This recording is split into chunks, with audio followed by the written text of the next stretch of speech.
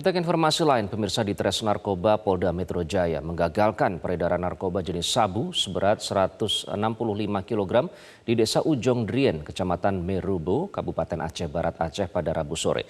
Polisi menangkap dua warga yang berprofesi sebagai nelayan yang diduga sebagai pemilik barang haram tersebut.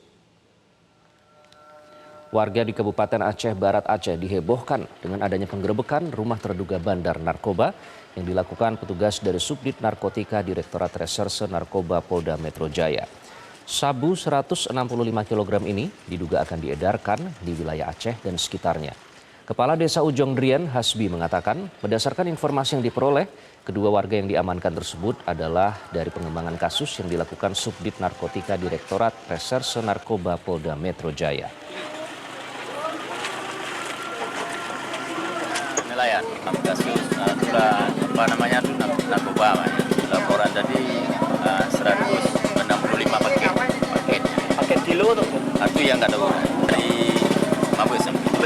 Jelajahi cara baru mendapatkan informasi. Download Metro TV Extend sekarang.